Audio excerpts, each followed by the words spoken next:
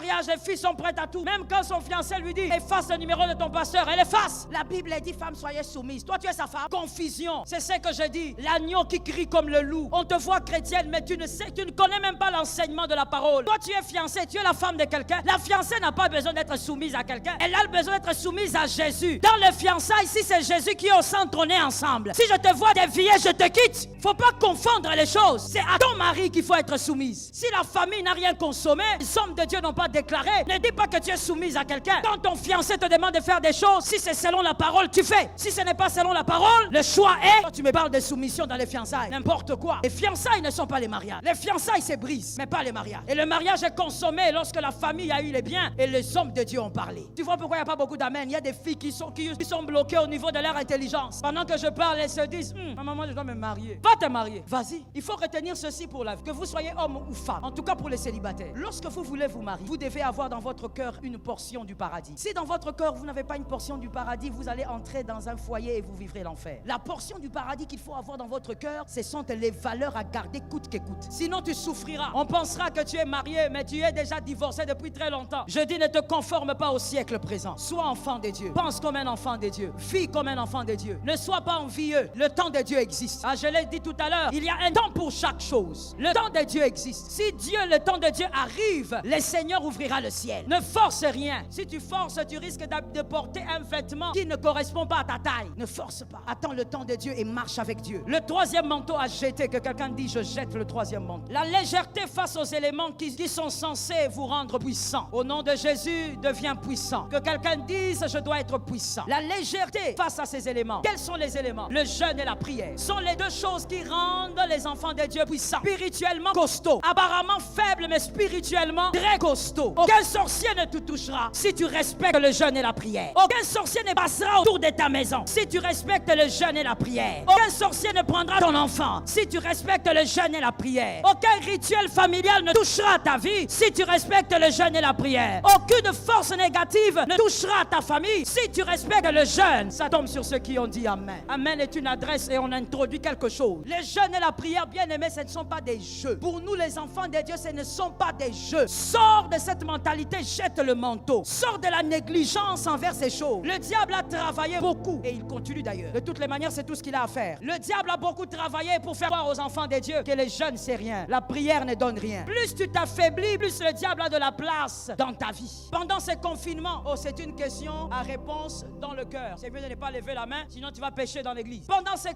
confinements, qui ont jeûné pendant 2 semaines, qui ont fait 7 jours à sec, qui sont entrés en retraite pendant 4 jours, s'isoler, qui ont respecté des moments des jeûnes, qui ont décidé de prendre des légumes pendant 2 semaines ou 2 mois, qui ont jeûné, qui ont prié, qui à minuit sont allés à genoux et ont parlé pendant des heures, qui se sont réveillés avant que le soleil ne se pique à l'horizon pour parler au vent, qui ont respecté, qui ont pris au sérieux le jeûne et la prière. Mais en même temps, les enfants de Dieu veulent être forts, veulent être riches. Bien-aimé, écoute-moi très bien. Il y a des richesses, si le Seigneur te donne, on te bouffe. Parce que tu dois être à mesure de protéger ce que Dieu te donnera. Tu dois être à mesure de protéger les enfants que Dieu te donnera. Voilà pourquoi je veux lancer une phrase bizarre, mais elle est vraie. Tout le monde ne peut pas enfanter tout le monde. Il y a des entrailles qui sont préparées pour enfanter des héros. Pas seulement préparées, mais ce sont des personnes aussi capables de veiller sur ces âmes pendant qu'ils grandissent. C'est comme ça que tout le monde n'engendrera pas des présidents de la République ou encore des prophètes et autres. Il y a des personnes qui ont été choisies pour engendrer des hommes grands. Pourquoi? Parce que le parent doit être capable de protéger les âmes. Mais sans prière et sans jeûne, tu vas faire comment? Ce monde a son système de puissance. Le système de puissance de ce monde est caché dans Luc 4,7. Dans Luc 4,7, c'est l'adoration au diable. Le diable a dit à Jésus, adore-moi, incline-toi, prosterne-toi et je te donnerai tout ça. Dans ce monde-ci, je veux que quelqu'un maintenant m'écoute très bien et que tout esprit de famille qui te combat te laisse en ces moments. Parce que tu dois écouter ça. Dans ce monde,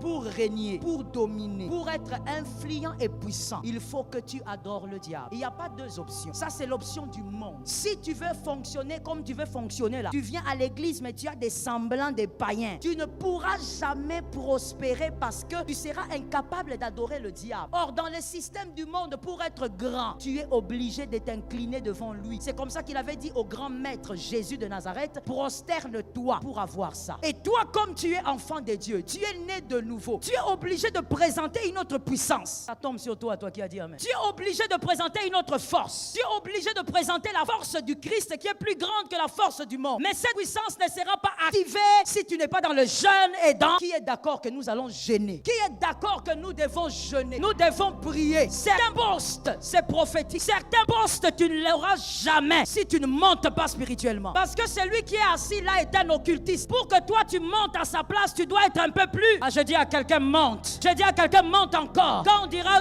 prions, prie. Quand on dira jeûnons, jeûne. Quand on va convoquer des jeûnes, des prières, sois le premier. Certaines choses aussi arriveront seulement si tu montes en puissance. Si tu ne montes pas, Dieu ne va pas te le donner parce que Dieu va voir ta mort. Tu vas mourir. Est-ce que quelqu'un m'entend? Si quelqu'un à côté de toi a un peu sommeil, dis-lui que les esprits de famille ne s'attaquent pas à toi. Nous avons dernièrement prié pour un homme qui était influent dans son domaine. Je préfère le dire demain. Garder quand même l'anonymat du monsieur. On a prié pour lui avec l'homme de Dieu. Il avait déjà commencé à prier avec lui, faire sa cure d'âme. Et puis le jour où il devait amener maintenant des histoires, l'homme de Dieu a préféré que je sois là. Et on était au bureau. Il a amené les livres, il a amené beaucoup de trucs. Et il a dit, voici ce que j'utilise. Il est très influent. Il est parmi les hommes influents dans ce pays. Et voici les choses que j'utilise. Et ça, il a commencé à m'expliquer, un en un. Il m'a présenté un bouquin. Parce qu'il y a des gens ici qui pensent, quand on te dit prie jeune, ce sont des racontards. Il y a même des gens qui pensent que cette histoire de sorcellerie et des hommes occultes, ce sont les esprits pauvres qui s'en occupent. Les personnes qui te disent ce genre de choses, ce sont ces personnes même qui sont dans l'occultisme pour te dominer. Est-ce que quelqu'un a entendu? Est-ce que quelqu'un a entendu? Celui qui te dit vos histoires des églises, là, c'est pour les pauvres. Ce sont ces mêmes gens-là qui te poussent à négliger les choses saintes, mais lui, il dort au cimetière pour te dominer, toi. Il m'a amené plusieurs livres, il me montre, il me dit ça, j'utilisais ça à telle heure avant d'aller au travail. Je dois d'abord lire ça. Quand j'ai fini, je sors. Pourquoi je devais lire ça? Parce que quand j'arrive au travail, quand je regarde quelqu'un, même le huissier, même celui qui nettoie aux toilettes, je domine tout le monde. Personne ne pourra me dire non.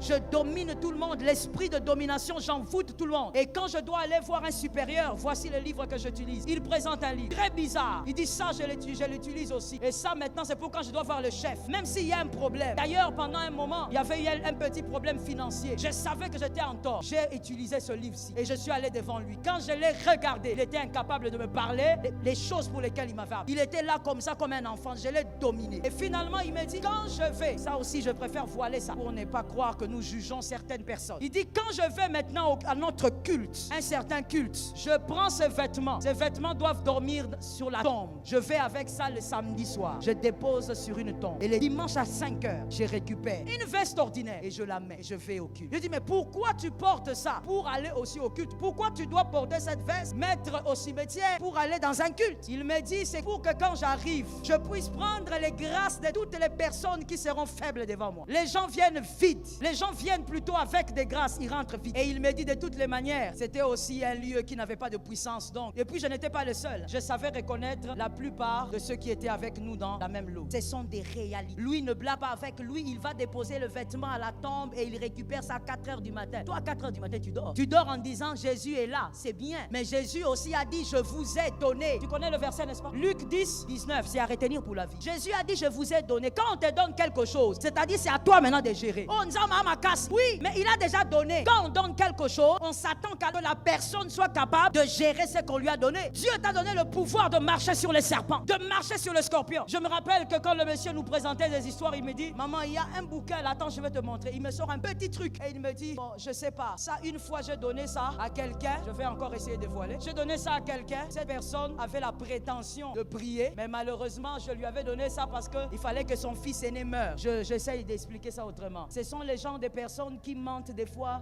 des fausses conversions. Mais son objectif est qu'il veut prendre un sacrifice sortant d'une famille bonne. Alors il vient, il dit, j'ai des histoires à vous donner. Mais quand toi tu n'es pas préparé, tu prends, il y a un sacrifice qui est fait et ton enfant fait quoi? Il me dit, maman, moi j'ai déjà fait ça. Je ne veux pas mentir, j'ai déjà fait la confession chez papa. J'ai déjà eu à faire ça. J'ai pris des sacrifices dans la maison même de certains serviteurs de Dieu. Et puis je lui ai dit, papa, il faut donner ça. Mets ça ici. Il dit, maman, vous êtes sûr que vous voulez toucher ça? J'ai dit, il faut donner ça. Il ne faut pas jouer avec Jésus. Il ne faut pas jouer avec le fait que Jésus, il a donné le pouvoir. Et nous ne sommes pas seulement couchés la nuit, mais nous sommes à genoux. Et nous nous réveillons à l'aurore pour parler à l'aurore. Nous gênons et nous nous enfermons pour Jésus. Je lui ai dit, donne ces documents-là. Non seulement il n'y a rien qui va arriver, mais c'est ta vie qui va changer. J'ai pris, j'ai déposé ça là. J'ai dit, on va brûler ça après la prière qu'on te fera. Frère, Tu dois avoir le pouvoir. Je n'ai pas entendu. J'ai dit tu dois avoir le pouvoir. Tu dois être puissant. Ne joue pas avec la prière. Ne joue pas avec le jeûne. Ne fais pas des prières de 1 minute et tu dis j'ai prié.